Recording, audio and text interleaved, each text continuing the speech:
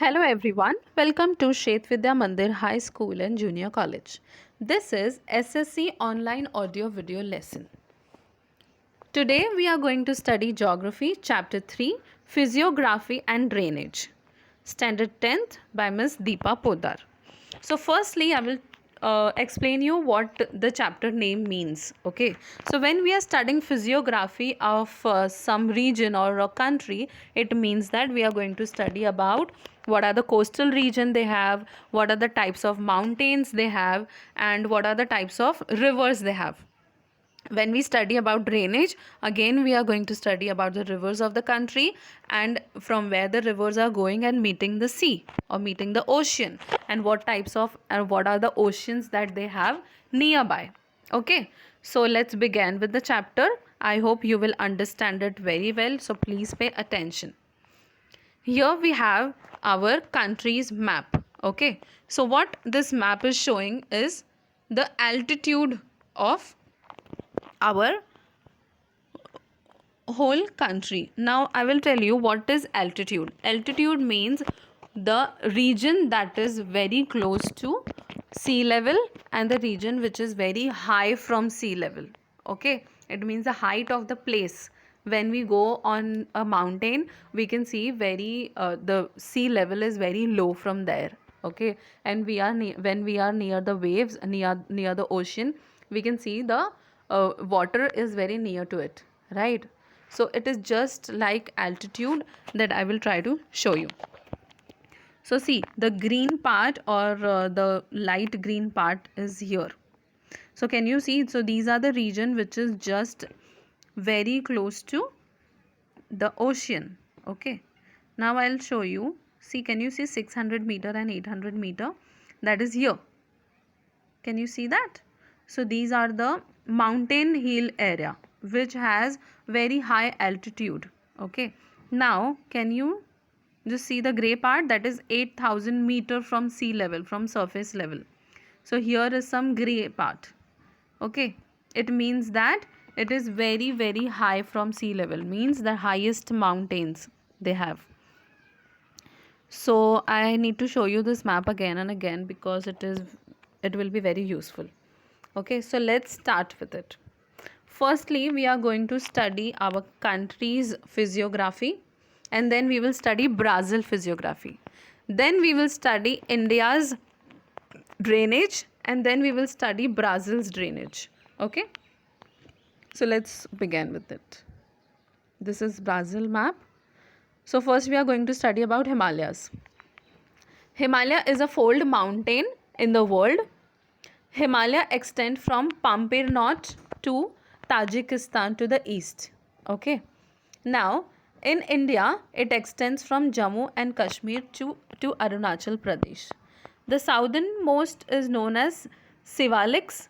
It is also a youngest range, and these mountains ranges also divided in Western Himalayas, that is Kashmir, Central Himalayas, that is Kunmon, and Eastern Himalaya, that is Assam. So I will just show you that picture again here. So can you see Himalayas? Great Himalayas, the whole spelling. So some of the part of the Himalaya is going to Nepal also, and it is going to China also.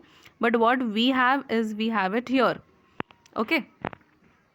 So this is how it is. This part we have, and the western side we can say as Kashmir. Central part is known as Kumon.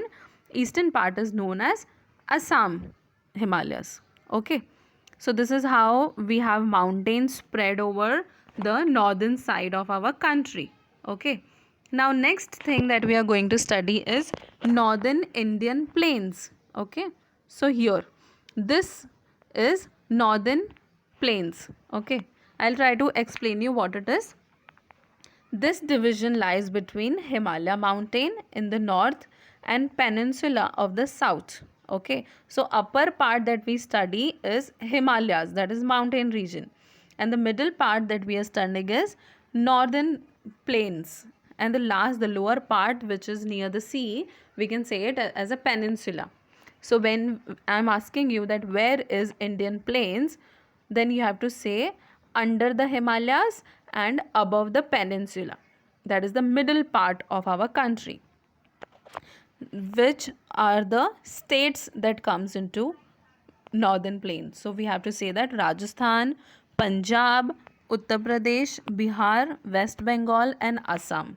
Okay, so this is how it is. Now I will try to give, now this is according to the state, right?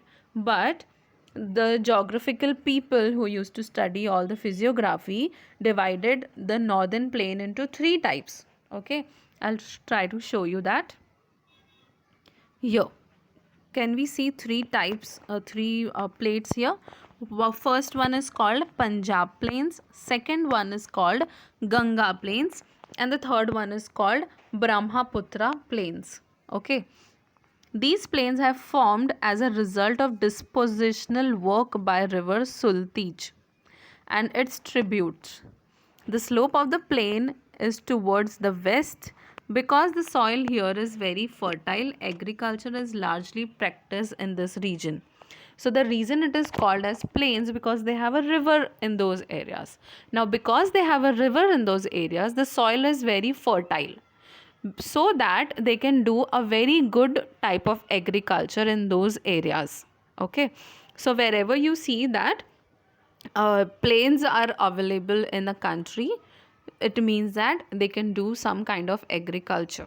So we also know that lots of amount of agriculture happens in Punjab, Bihar and all the north type of the areas. Okay, so after this we will go to next thing, that is peninsula. Now children's, basically peninsula means the part of the country which has a sea ranges. Okay, the area lying to the south of the North Plain and tapering towards the Indian Ocean is called Indian Peninsula. Okay, the whole part which is near the ocean can be called as Indian Peninsula. Now it includes a series of plateaus bordering the plains. Okay, now hilly region and western and eastern ghats are also there. So this is a peninsula of our country. Okay, now we'll go to the coastal plains. So can you see, it is a earthen picture of our peninsula. So when there is a water near the surface area, is called peninsula. Okay, now I will try to explain you the coastal region, coastal plains. Now when there is a coastal plains, the coastal plain is very much similar to peninsula. Now can you see that how much coastal region we have? Like half of the country has a coastal region. Okay, border of the half of the country has coastal region. India is blessed with a long coastal extending from approximately 7,500 kilometers. It lies to western and eastern part of peninsula. Now we'll study the eastern side and then we'll study the western side. Now in the western side, Arabian Sea we have, right? So western side is where there is a Maharashtra. So when we go to a coastal region, like when we visit a beach, it means the ocean that we are able to see is Arabian Sea. Okay, now let's go to the eastern side of the country.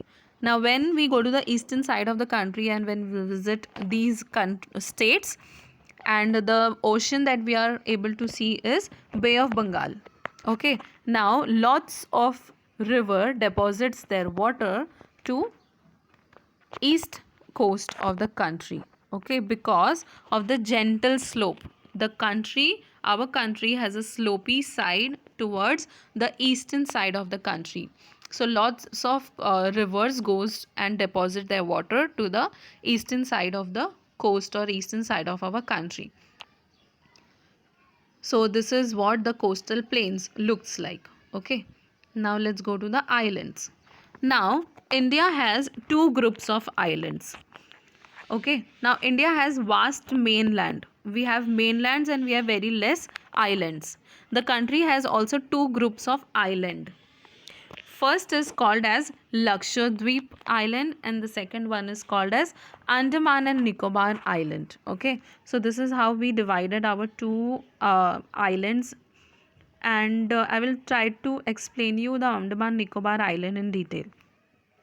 So Andaman and Nicobar Island are mainly volcanic island. Okay, people don't visit there specially as a tourist place because they have a active volcano. Active volcano means any time or any side of the mountain or island there is a active volcano happening there. That is why it is not a tourist place as such.